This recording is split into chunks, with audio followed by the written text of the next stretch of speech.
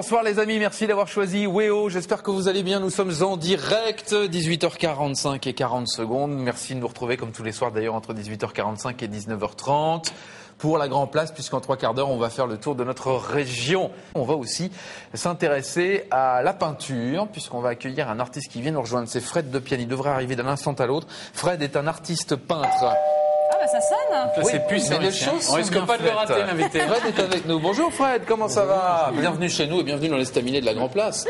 Installez-vous, on va découvrir vos œuvres. Oui, je ne suis plus là. Ben non, il faut s'installer. Bonsoir. Comment ça va? Bonsoir Fred. Ça va très bien. Bon, on est très heureux de vous accueillir puisque vous avez 39 ans.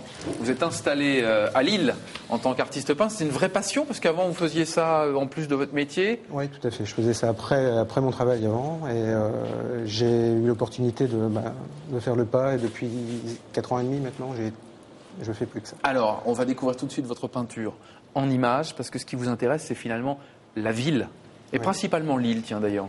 Qui est une très belle ville. Ah oui. C'était votre premier sujet? J'ai commencé par de l'urbain, oui. C'est-à-dire, qu'est-ce qui vous intéresse en fait? C'est la pierre, c'est essayer de faire ressortir l'âge d'un bâtiment.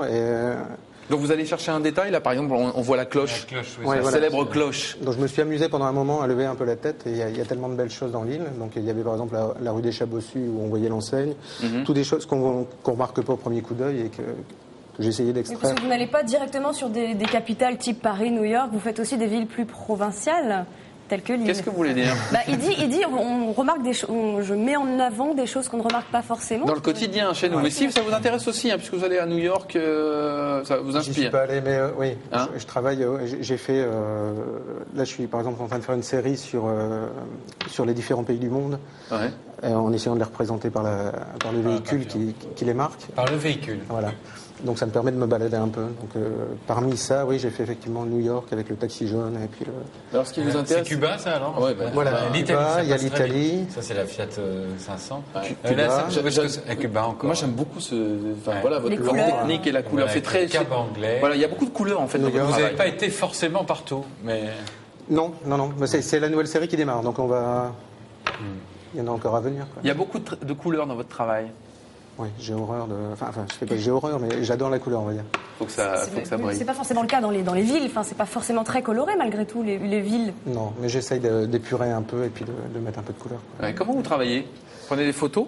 Alors, je travaille énormément par photo parce que malheureusement par ici, on a la lumière qui change très vite. Et donc,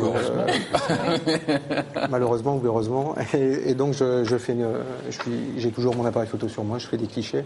J'ai une photothèque qui est énorme. Et au fur et à mesure, voilà, je pioche au fur et à mesure de l'inspiration. Vous n'installez pas votre matériel sur place. En fait, vous prenez la photo, c'est une fois chez vous que vous retranscrivez. Voilà.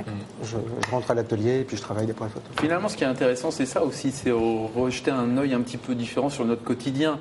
On lève pas forcément les yeux vers l'enseigne, vers les petits détails sur ces bâtiments qui font le quotidien des Lillois, par exemple. Vous, c'est ça qui vous intéresse. Mais ça veut dire qu'il faut savoir flâner quand on est un artiste peintre. Faut savoir lever la tête, oui. Il faut savoir lever la tête, tout simplement. Ça peut être dangereux aussi. Oui, c'est bien de regarder un petit peu ce qu'il y a par terre aussi. Pourquoi vous aimez tellement la ville et pas j'ai peut-être été piqué un peu par ça. Je suis passé par des études d'architecture. Donc ça m'a un peu forgé l'œil au niveau des perspectives, des symétries, et donc j'ai commencé par ça. Alors vous avez un atelier qui se trouve rue Gantois au numéro 71. Vous ouvrez l'atelier au public, c'est-à-dire que si vous qui me regardez, vous avez envie d'aller voir le travail de Fred, on pousse la porte, on peut venir vous voir sans aucun problème. Tous les matins, la porte est grande ouverte. Tous les matins. Vous travaillez tous les matins. Oui. Il est très matinal puisque ça ouvre à 9h15. Tout à fait. C'est ça. C'est une heure décente pour commencer à travailler. Pardon? C'est une heure décente, 9h? Oui, absolument. Oui, mais les artistes peintres, ils travaillent plutôt le soir, non, pas forcément. Allez, 9h15, 11h15, c'est ouvert tous les jours, c'est tous les jours, au 71 rue Gantois à Lille. Non, parce que vous avez aussi une expo. Oui, il y a une expo en cours qui était jusqu'au 15 janvier, mais qui était prolongée jusqu'au 31, au restaurant La Source, c'est 11 rue du Plat, je crois, à Lille. 11 rue du Plat à Lille. Merci beaucoup, en tout cas, d'être venu nous présenter votre travail dans l'estaminet de la Grand Place. Dans un instant, on va l'écouter en live, la musique, c'est bien aussi un petit peu de live. Je sais que vous aimez le jazz, Pierre-Jérôme. Et celui-là en particulier.